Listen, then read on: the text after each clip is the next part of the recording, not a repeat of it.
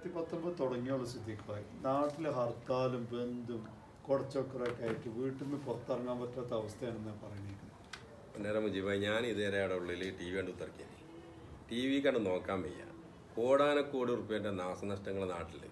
ഇപ്പോൾ വനിതാ മതിൽ, അതേപോലെ തന്നെ ഈ ശബരിമല വിഷയം, ഇങ്ങനെയുള്ള ഓരോ വിഷയങ്ങളും പറഞ്ഞുകൊണ്ട് ദിവസം ഹർത്താലും. ഇപ്പോൾ അതിൻ്റെ ഇടയിൽ നമുക്കറിയാം കുറച്ച് മുന്നേ ഇപ്പോൾ അടുത്താണ് നമ്മളെ പ്രളയം കഴിഞ്ഞത്.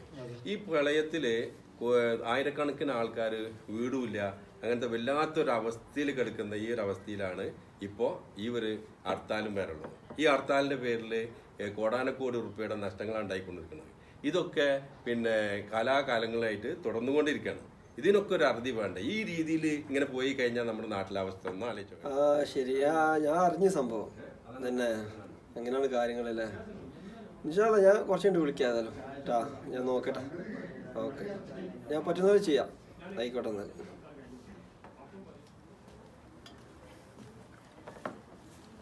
അസ്ലാം ഭായി എവിടെയായിരുന്നു? എത്ര നേരം ഞങ്ങൾ അങ്ങനെ കാത്തിരിക്കണം ഇവിടെ? ഞാൻ നാട്ടിൽ വിളിക്കായിരുന്നു. അസ്ലമിന്റെ കല്യാണം ഇപ്പം അടുത്ത് കഴിഞ്ഞിട്ടല്ലേ ഉള്ളൂ. അപ്പോൾ ഫോണിൽ വിളിച്ച് ഇങ്ങനെ ഫുൾ ടൈം ഫോണിലാക്കും. ആദ്യമൊക്കെ നമ്മളൊക്കെ ഇങ്ങനെ തന്നെ ആയിരുന്നു. കുറെ കഴിയുമ്പോൾ ഭാര്യ ഇങ്ങോട്ട് വിളിക്കാൻ തുടങ്ങി. ആരാടാ അസ്ലമേ കോയ തോന്നുന്നുണ്ട്? പോയി തുറന്നിട്ടാ ഞാൻ നോക്കാം. ഒന്ന് എത്തി തോന്നുന്നുണ്ട്.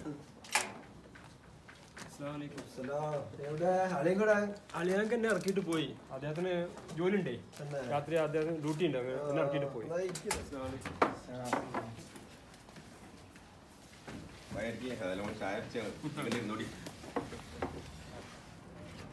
അല്ല പോയ നാട്ടിലെ വിശേഷങ്ങൾ എന്തൊക്കെയാ?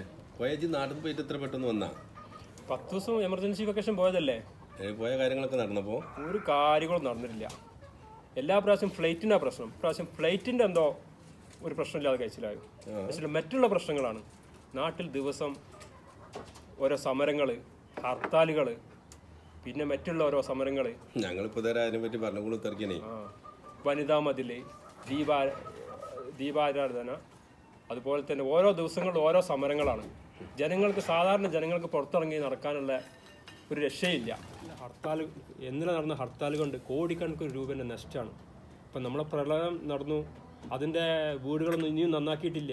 ജനങ്ങൾ അതിൻ്റെ വിഷമങ്ങളിൽ ഇരിക്കുകയാണ്. അതിൻ്റെ ഇടക്കാണ് ഇപ്പോൾ ഇങ്ങനത്തെ ഓരോ പ്രശ്നങ്ങൾ വന്ന് കോടിക്കണക്കിന് രൂപേൻ്റെ നഷ്ടങ്ങൾ ഉണ്ടാക്കിക്കൊണ്ടിരിക്കുന്നത്.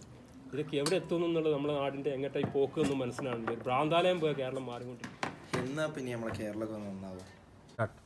ഹർത്താലില്ലാത്ത ശാന്തിയും സമാധാനവും നിറഞ്ഞ സുന്ദരമായ ഒരു കേരളത്തിന് വേണ്ടി നമുക്ക് ഒന്നിച്ച് കൈകോർക്കാം.